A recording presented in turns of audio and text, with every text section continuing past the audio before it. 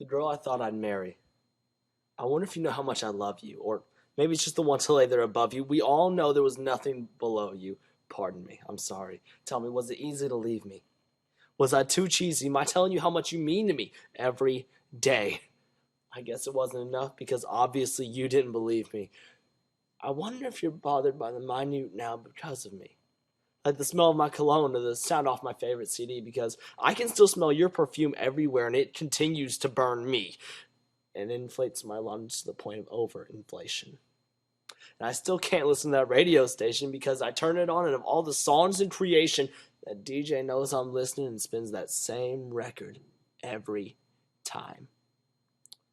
So when your aroma slows to a dull burn throughout my body, and after those grotesque melodies envelop me, I'll spend the rest of the night thinking of how your new relationship is developing. And I'll feel the same dull ache around my heart used to be. The empty space, tattered, shattered, bloody, and raw.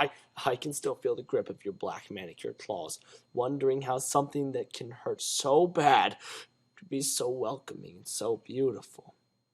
And as those feminine hands peel back my flesh and sink into my chest and grabbed hold of the only thing keeping me fresh, it only hurts now when I breathe. So I guess you can see why laughing isn't something I do a lot of anymore. It just makes me remember of all those recordings I have of your laugh.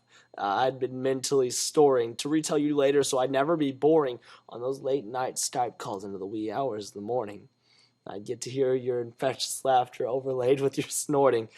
And then the conversation, it would wear on and on and on and on. It slid in the morning into snoring. Those memories, I guess, just didn't get included in the sorting when you packed up your things. I like to think you left them because it hurts you just as much as it hurts me, but we both know that's not the case. The beat of my love-struck heart kept time so loudly when you were near that it didn't seem to hear my ears screaming. My friends were saying be leery, or that my brain was sending some seriously unmixed signaling that this was one of those girls that Mama said I should have been fearing.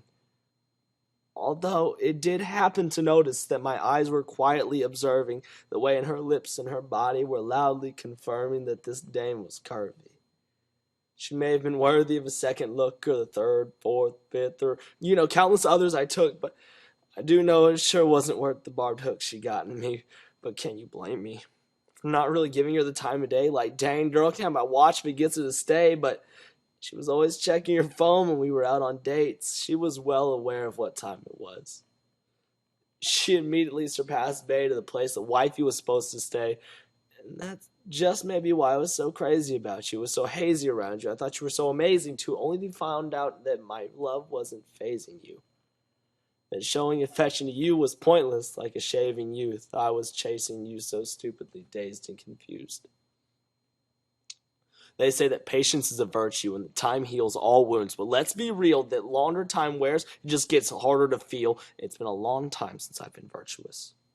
And at this point, the only time I know you're alive is virtually. Every one of those smiling pictures of you, and you're still hurting me.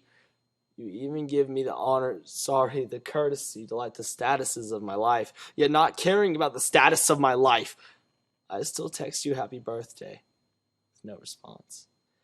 And yet I still pray for you at night and hope that you're happy, because now thanks to Christ, I am happy. So I know this won't hurt so badly for the rest of my life. And you're going to be nothing but a paragraph bad decision and a whole freaking book of bad decisions that I hand to my God-crafted wife. I wonder if you know how much I loved you.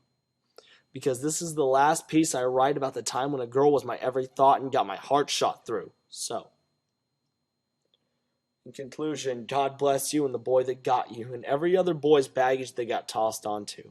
I'll put all my bitterness in the pen and let the pain-filled ink sink through.